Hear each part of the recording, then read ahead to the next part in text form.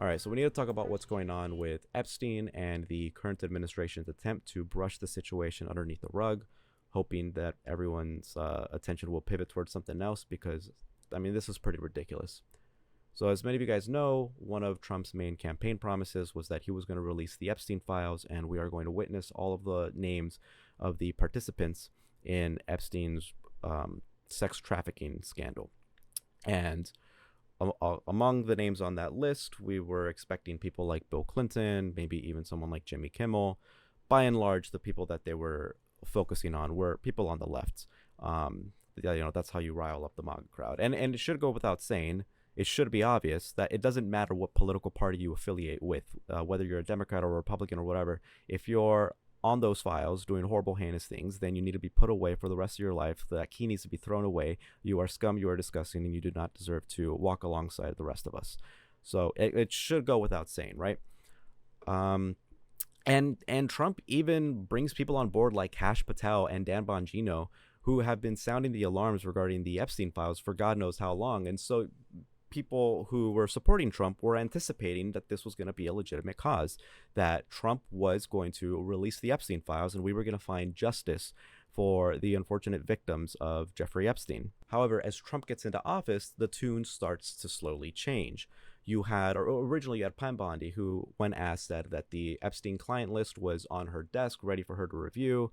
But of course, fast forward, she's now retroactively saying that, just semantically, actually, it's just a stupid semantic game, whatever. But there were some warning signs that seemed to indicate that the current administration wasn't really taking the whole Epstein stuff seriously. So you had that whole situation with the conservative influencers being invited to the White House and being given a binder that said phase 1 of the Epstein files, only for them to realize that it was just less redacted version of what was already publicly available.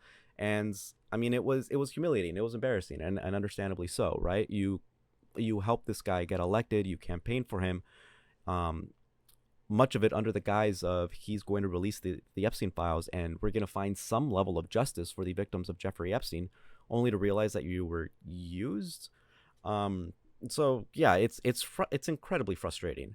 However, on July 6th, the DOJ came out and said that actually there is no Epstein client list and Epstein died by suicide. What's funny is that this happened on July 6th, so you could say that this is MAGA's version of January 6th, I guess. So it doesn't feel very good, does it? And so yeah, as soon as that happened, immediately the entire internet went in an uproar, and rightfully so. Again, even if it is the case, let's just say hypothetically speaking, even if it is the case that there is no Epstein client list and that the Epstein files don't really contain anything else that's noteworthy, as Donald Trump has stated at one point, even if that's the case, this still looks horrible because you used the suffering of the victims of Jeffrey Epstein for the sake of political campaigning points.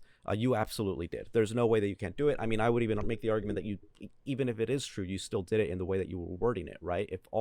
If the entire focus of your firepower is strictly aimed at one particular political party, then the first thing that comes to my mind is that this has nothing to do with the actual victims, and it has entirely everything to do with just scoring political points. That's all. I mean, and after this, Trump just starts crashing out. I mean, he was, when Pam Bondi was asked about Epstein, Trump interrupted and said, "Are you still talking about Epstein? Are you still talking about this?"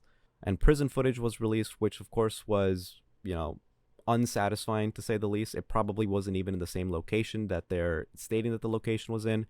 You had a couple of minutes missing. You saw in the metadata that the video was rendered using Adobe Premiere Pro, so it was edited, and it's just a total shit show, and they don't seem to have any idea how to manage the situation, because it really seems like you guys are managing the situation in the most suspicious way possible. And then the Wall Street Journal comes out with these two bombshell stories, one of them detailing an alleged letter that Donald Trump wrote to Epstein on his 50th birthday back in 2003, saying some creepy stuff like enigmas never age. And then Trump's response to that was saying, like, I don't write like that. And it's funny because even some of his defenders, like Charlie Kirk, basically are defending Trump and saying that Trump is too stupid to know what the word enigma is. And then another Wall Street Journal article comes out saying that Donald Trump was told back in May by Pam Bondi, by the DOJ, that he was in the Epstein files numerous times. Like, the current administration is doing everything that they can to make themselves look as guilty as sin. My opinion regarding whether or not Trump is in the Epstein files doing horrible, heinous things is more contingent on what Trump and his administration are doing and saying, more so than anything else, because they're making themselves look guilty. When you have Donald Trump on Truth Social arguing that the Epstein files are real, but they were actually doctored by Biden and Clinton, I mean, that's just a ridiculously stupid lie. So much so to the point where if someone tells me that they unironically believe that, I don't know. I don't believe that you believe that. And then apparently Trump asked Bondi to unseal the grand jury transcripts, which was obviously blocked by a Florida judge. And it wouldn't even matter because you wouldn't really get much information from those grand jury transcripts, not the information that we really care about. So this is just pointless. Like all of this, it's just theater. It's just distraction. It's just trying to appease. It's embarrassing enough to have to watch Charlie Kirk try to pretend like he's actually excited about this. Don't waste any more time on this stuff. Do me a favor and just forget the grand jury transcripts. This stuff is stupid. It's nothing. And then you have this stupid fake investigation into Obama to try to divert more attention away from the whole Epstein scandal. It's stupid. I'm sorry. This investigation is so stupid. If you're actually taking this seriously, then you are more ideologically captured than I can even begin to comprehend, because this is so obvious. You don't have anything on Obama. And even if you did, guess what? He has presidential immunity thanks to Donald Trump. Like, this is stupid. And like, you're just diverting attention away from the alleged justice that you, for God knows how many years, claimed that you so desperately wanted for all of Jeffrey Epstein's victims. This should be a bipartisan issue where we all collectively agree that the Epstein files should be released so that way we can learn the names of these evil perpetrators and bring back some level of justice for the victims of Jeffrey Epstein and his criminal co-conspirators. It should be a bipartisan issue. And if you're still siding with Trump after he looked guilty as hell, then you really need to have a deep and honest conversation with yourself about what it is that you truly care about. But yeah, anyway, we'll see what happens. More and more stuff just keeps getting added on to this story. So, I mean, we'll see if anything at all happens.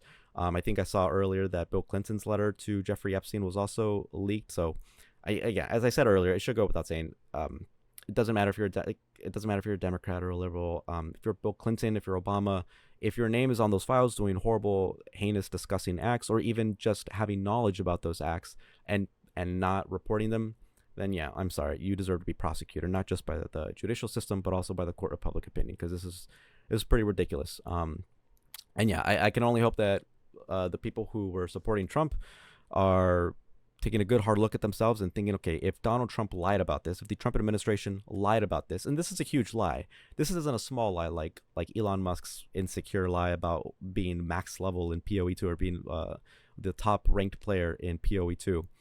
This isn't even a dumb, cringy lie like that. This is a legitimate, huge lie that we know that they're lying about at this point, and you really need to consider what else they would have lied about and reevaluate your trust in the current administration. But we'll see what happens. I'll come back if there's a noticeable update. We'll see. I mean, Donald Trump is pretty much the rich dude in Squid Game, so probably will be getting off scot-free.